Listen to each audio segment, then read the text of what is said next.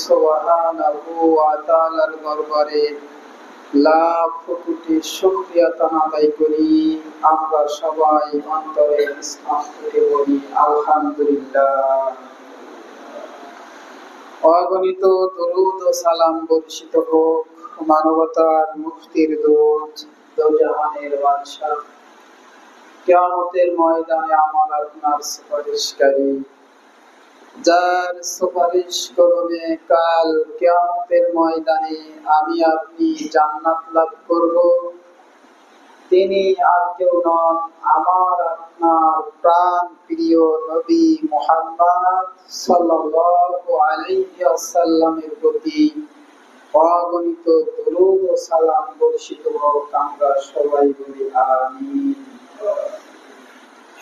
তো মহান আল্লাহ পাক রব্বুল আলামিন, তিনার অনেক দয়া, তিনার অনেক রহমত, আমাদের সবাইকে তিনার দয়া ও রহমতের ভিতরে রেখে দুনিয়াবি সব রকমের কাজকর্ম থেকে, দুনিয়ার সব রকমের লোভ লালসা থেকে মহান আল্লাহ পাক রব্বুল আলামিন আমাদেরকে হেফাজত করেছেন, আমাদেরকে এই মসজিদে আসার সুযোগ দান করেছেন। এই জন্য সেই মহান আল্লাহ পাক রব্বুল আলামিনের দরবারে লাখ কোটি শুকরিয়া আদায় করি আলহামদুলিল্লাহ। মহান আল্লাহ পাক রব্বুল আলামিন এই যুলহজ মাসের প্রথম 10 দিনের যে গুরুত্ব, তা হয়তো আমরা পার করছি। বিশেষ করে এই 10 দিন একটা গুরুত্বপূর্ণ ইবাদত বা আমল করার বিষয় ছিল, যেটা আমরা কেউ অনেকে করেছি, অনেকে করতে পারি। আল্লাহ রাসূল সাল্লাল্লাহু আলাইহি ওয়াসাল্লাম বলেন, যুলহজ মাসের প্রথম 10 দিনের মান শান এত বেশি, এত গুরুত্ব এত বেশি যে অন্য কোন মাসে এত গুরুত্ব নেই। আল্লাহ রাসূলের কাছে জিজ্ঞাসা করা হলো যে যুলহজ মাসের প্রথম দশক এত দামি ইবাদত যা অন্য কোন মাসে নেই। আল্লাহ রাসূল বলছেন এই প্রথম 10 দিন আপনার জিহাদের চাইতেও দাম, রমজানের চাইতেও দাম। সকলে বলুন সুবহানাল্লাহ। এখন আপনি বলতে পারেন ইমাম সাহেব, রমজান মাসের চাইতেও দামি বিষয়টা বুঝলাম না। কারণ আল্লাহ পাক রব্বুল আলামিন যত ইবাদতের মৌসুম দিয়েছে, যত ইবাদত করার পথ পন্থা দিয়েছেন, সমস্ত কিছু আপনার এই জিলহজ মাসের প্রথম দশকের ভিতরে রয়েছে। সকলে বলুন সুবহানাল্লাহ। কিন্তু এরকমের অন্য কোনো বাকি 11 মাসে নেই। রমজান মাসে লাইলাতুল কদরের রজনী আছে, লাইলাতুল কদরের রজনী আছে, কিন্তু আপনার জিলহজ মাসের প্রথম দশক, আল্লাহ রাসূল বলেন জিলহজের চাঁদ দেখার পর থেকে সিয়াম রাখতে হবে একটানা 9 তারিখ পর্যন্ত। জিলহজ মাসে সিয়াম রয়েছে, আরাফার দিন রয়েছে, কুরবানি রয়েছে, আরো আপনার অনেক জিকির আজকার করার সমস্ত কিছু পরিপাটিভাবে এই মাসের ভিতরে ঢোকানো হইয়াছে, যা অন্য কোনো মাসে নেই। এই জন্য জিলহজ মাসের প্রথম দশক এত গুরুত্বপূর্ণ, অন্য কোন মাসে এত গুরুত্বপূর্ণ নেই। এই জন্য বলতে চাচ্ছিলাম যে আজকে আপনাদের সম্মুখে আলোচনার বিষয় রেখেছি কুরবানি সম্বন্ধে। যদিচ একটানা এই 2-3 জমা কুরবানির বিষয়ে আলোচনা চলছে, তো এখন কুরবানির সময়, যার জন্য এই আলোচনা করাটাও জরুরি। তো আপনাদের সম্মুখে আমি পবিত্র কোরআন এবং সহিহ হাদিস থেকে গুরুত্বপূর্ণ কিছু তথ্যবহুল বিবরণ দেওয়ার চেষ্টা করব। ওয়া তাওফিকি ইল্লা বিল্লাহ, আলাইহি তাওয়াক্কালতু ওয়া ইলাইহি উনীব। সম্মানিত উপস্থিতি, জুলহজ মাসের ভিতরে আমরা রয়েছি। আমাদের সামনে কোরবানি, আগামীকাল শনিবার আমরা কোরবানির আনন্দ উদযাপন করব। তো যেহেতু বছরে দুইটা আনন্দ উৎসবের দিন মুসলিমদের, মুসলিম জাহানের জন্য, এই জন্য এই বিষয়ে কিছু মশলা, এই বিষয়ে কোরআন ও হাদিস এবং কোরবানির উৎপত্তি সম্পর্কে গুরুত্বপূর্ণ বিবরণ দেওয়ার চেষ্টা করব ইনশাআল্লাহ। আপনাদের প্রতি আমার অনুরোধ রইল, যদিচ বছরে কোরবানি একবার আসে, আলোচনা এই সময় হয়, আপনারা অনেকটা ভুলে যান, অনেকটা স্মরণে থাকে না। তো আজকে আমি এই কোরবানি সম্পর্কে গুরুত্বপূর্ণ কিছু কথা আপনাদের সম্মুখে উপস্থাপন করার চেষ্টা করব। ওয়া তাওফিকি ইল্লা বিল্লাহ, আলাইহি তাওয়াক্কালতু ওয়া ইলাইহি উনীব। সম্মানিত উপস্থিতি, মহান আল্লাহ পাক রব্বুল আলামিন কোরআনুল কারীমের মধ্যে বলেন, রব্বি হাবলি মিনাস সালিহিন। ইব্রাহিম আলাইহিস সালাম আল্লাহর কাছে বলেছিলেন, কি বলেছিলেন? রব্বি, হে আমার রব, হাবলি মিনাস সালিহিন, আমাকে একজন নেককার পুত্র সন্তান দান করে। এই দোয়া কে করেছিল? ইব্রাহিম আলাইহিস সালাম আল্লাহর কাছে করেছিল। ফাবাশশারনাহু ফি গুলামিন হালিম। আল্লাহ পাক রব্বুল আলামিন তার দোয়াকে কবুল করেছিলেন। অতঃপর মহান আল্লাহ পাক রব্বুল আলামিন তাকে একজন পুত্র সন্তান দান করেছিলেন। সকলে বলুন সুবহানাল্লাহ। মানে দোয়া করার মতো করতে পারে, করলেই কবুল। তো আমি আপনি দোয়া করি না, আর করার পরে হাফসাই যায়, করার পরে হাফসাই যায়, এক দুই জুমা যাওয়ার পরে তারপরে চিন্তা করেন যে আল্লাহ মহব্বত দেয় না, আর যেটা বাকি হয়ে যায় সেটা আস্তে আস্তে ভুলতে বসি। এই জন্য দোয়া করার মতন করতে হবে।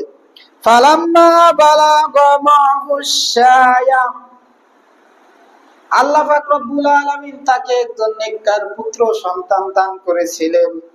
কোরআনের ভাষায়, যখন ওই সন্তান পিতার সঙ্গে চলা ফেরার বয়সে উপনীত হলো। কথা কি বুঝতে পারলেন? মানে আল্লাহর কাছে চেয়েছেন, আল্লাহ তাকে দিয়েছেন। এখন ওই সন্তান যখন পিতা সঙ্গে চলা ফেরার মতো বয়সে উপনীত হলো, তখন আল্লাহ পাক রব্বুল আলামিন ইব্রাহিম আলাইহিস সালামকে স্বপ্ন দেখালেন। কি স্বপ্ন দেখালেন? আল মানি, আল্লাহ পাক রব্বুল আলামিন স্বপ্ন দেখালেন, আন্নী আসবাহা, আমি তোমাকে জবাহ করছি। দেখেন তো স্বপ্নটা কত কঠিন,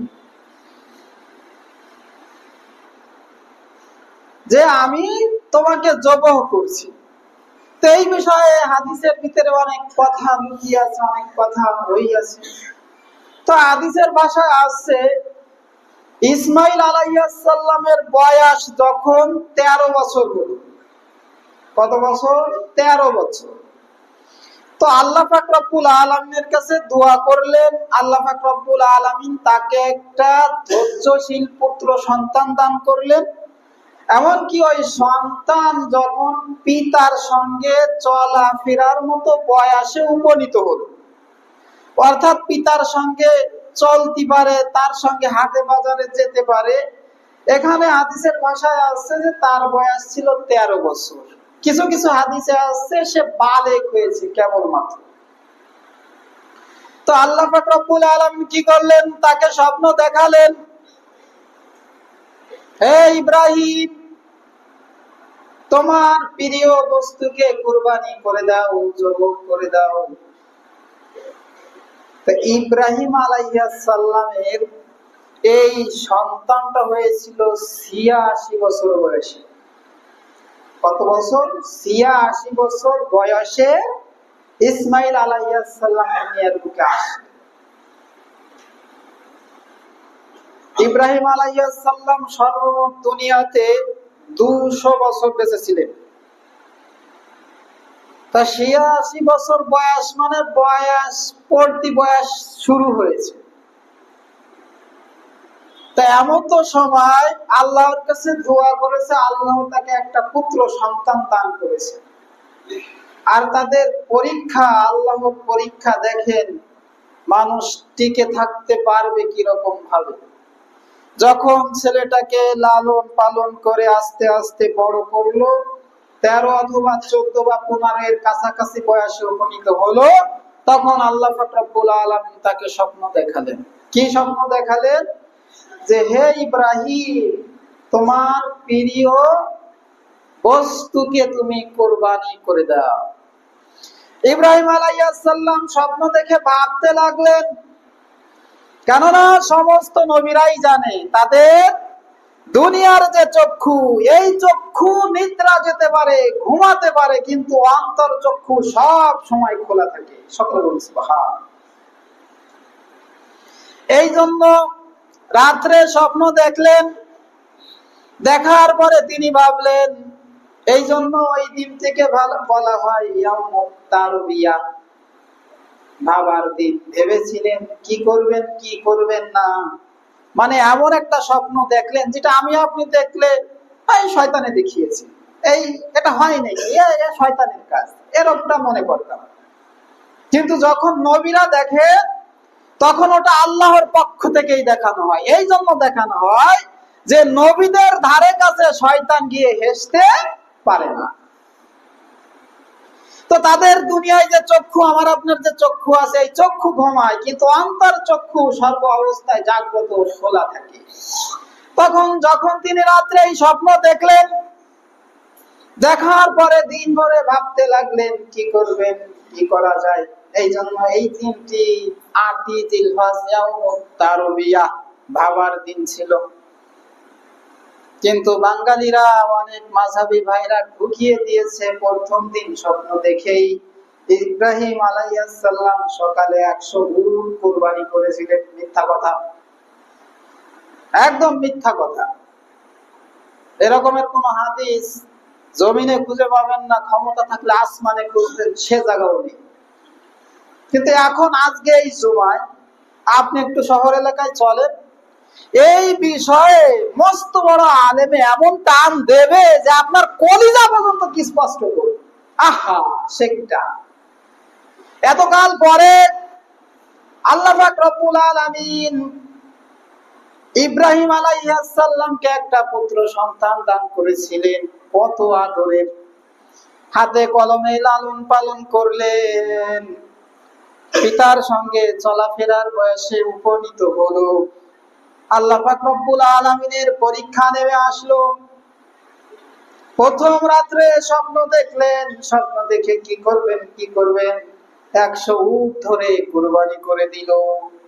দ্বিতীয় রাতে আবার স্বপ্ন দেখলেন, ১০০ গরু কুরবানি করে দিল। আহা, কি শান ইমাম সাহেব, সুন্দর করে এরকম ভাবে পরিপাটি হয়ে বলে দিবে, আর মানুষের হৃদয় ছুঁয়ে যাবে। মানুষ সেটাকে একদম টাটকা কোরআন এবং হাদিস মনে করে শুধু কিনবে। কিন্তু হাদিসের ভাষায় দ্বিতীয় রাত্রে একই স্বপ্ন দেখলেন ইব্রাহিম আলাইহিস সালাম। ইব্রাহিম আলাইহিস সালাম স্বপ্ন দেখে তিনি দৃঢ় প্রতিজ্ঞা করলেন, সিদ্ধান্ত নিয়ে এলেন। এই জন্য ওই দিনটিকে বলা হয় ইয়াউমুল আরাফা, সিদ্ধান্ত নেওয়ার দিন। ওই দিনটিকে এই জন্য বলা হয় ইয়াউমুল আরাফা, মানে পূর্ণ সিদ্ধান্ত নিয়ে নিলেন। কি সিদ্ধান্ত নিয়ে নিলেন? ছেলেকে, নিজের প্রিয় সন্তানকে জবাহ করবেন, ফুল সিদ্ধান্ত নিয়ে নিয়েছেন। এরপরে আবার তৃতীয় রাতে একই স্বপ্ন দেখলেন। একই স্বপ্ন দেখার পরে তিনি পূর্ণ প্রতিজ্ঞা করলেন এবং ছেলেকে কুরবানি করবেন। এই জন্য ওই দিনটিকে বলা হয় আল ইয়াউমুন নাহর, রক্ত প্রবাহিত করার দিন। তো এমনি ভাবে হাদিসের ভিতরে আসছে, কিন্তু এই কথাগুলো মানুষের এমন ভাবে সত্য কথাকে চাপা দিয়ে মিথ্যাটা সারা বাংলায় একদম ধান ছিটানোর মতো ছড়িয়ে দিয়েছে। যার জন্য সত্যতা চাপা পড়ে রয়েছে, সত্যটা মাটি ভেদ করে উঠতে পারছে।